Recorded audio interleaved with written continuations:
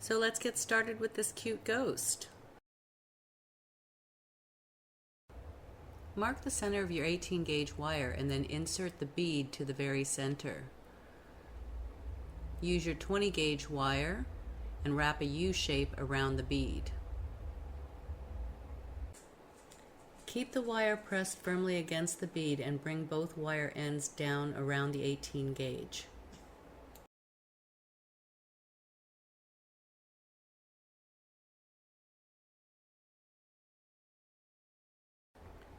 You can use either your flat nose or your chain nose pliers and just give those bends a little bit of a tap and tighten them up.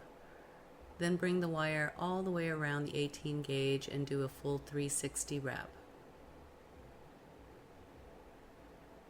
Just tap it to tighten it and then repeat on the other side. Just make a full 360 around the 18 gauge and secure the bead and secure the wrap with just a little bit of a tap. So it should look something like that. And now we'll go ahead and use each of the wires to do the swag.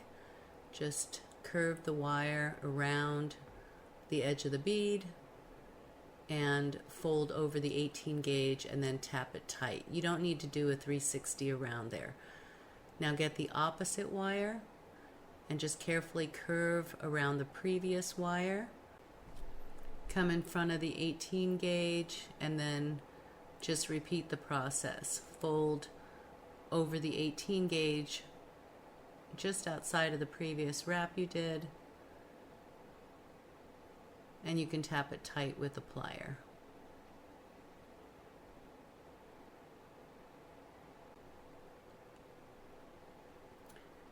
And it should look something like this. You can straighten the two wires out and just keep them above the swag. And just repeat one more time with the opposite wire. Come to the opposite side, wrap around the 18 gauge, make it tight with a plier. Take the opposite wire and do one more swag to the other side. Your bead might spin a little bit, and that's okay. You can always tighten that up or put, a little bit of a bracing wire behind it. I don't mind it. Just fold one more time around the 18 gauge, tap it tight, and now we're just going to make some coils around the 18 gauge. So make 3 of them on each side. There's 2 and one more is 3. And I'll just make sure to cut that off to what I consider to be the back side of the ghost. Tap it down tight with a plier. You can use that excess that you cut away to make earring hooks. We'll come to the opposite side and make 3 tight wraps around the 18 gauge. There's 2 and one more.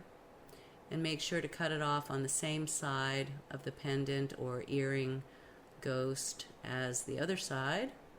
Tap it tight with your plier, and there's the swag on the bead.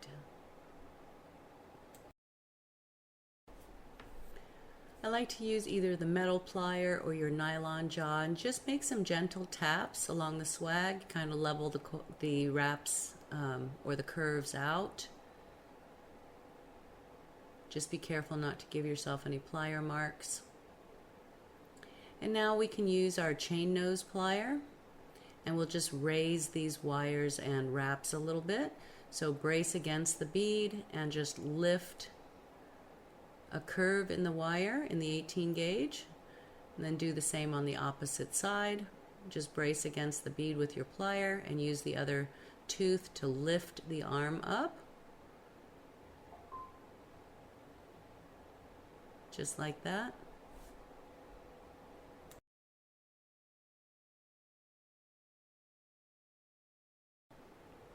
From here, make a slight bend in the wire until you cross the bead, and I just kind of eyeball about 1/4 of an inch away from the wraps.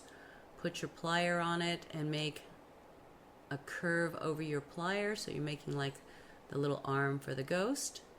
And then just repeat on the opposite side, curve the wire, and just kind of eyeball 1/4 of an inch Put your plier there and make a gentle curve over the plier. A nice little cute open arm curve. You can turn them in slightly if you need to, just like that. They don't have to be perfect. It's a ghost, so you can make it, you know, if your arms are a little longer than the other, it's okay.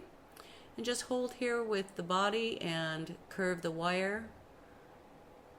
Move your thumb and finger and just make long curves. Go to the opposite side and just repeat. Kind of curve for the shoulder and the torso and then curve out. I just eyeball all of this, move your finger, and make the bottom curves kind of go the same way so it looks like a little ghostly tail at the bottom. Just like that, very cute. Let them cross. So now we're going to use our chain nose pliers and make very sharp bends, or your flat nose pliers, and make very sharp bends at the ends, at the intersection of these wires, so that we go back up the length of the ghost. You just need to make sure that you have enough length to go back up to the shoulders, and we do if you cut 13 inches with me. The ghost right now should be about 2 inches. So just bend us straight back up and pinch that bend very tight, having the other wire sandwiched in there. And now we'll take the other wire and do the same. I use my chain nose pliers and make it just a little bit longer. Bend up over the plier and then give a tap right there to make it tight. Grab the bottom at the sides and just make a cute little turn and then pinch both wires together. Make cute little curves at the bottom of the ghost. It should look about like that. Those pinches should be fairly tight. The bottom of the ghost shouldn't move at all.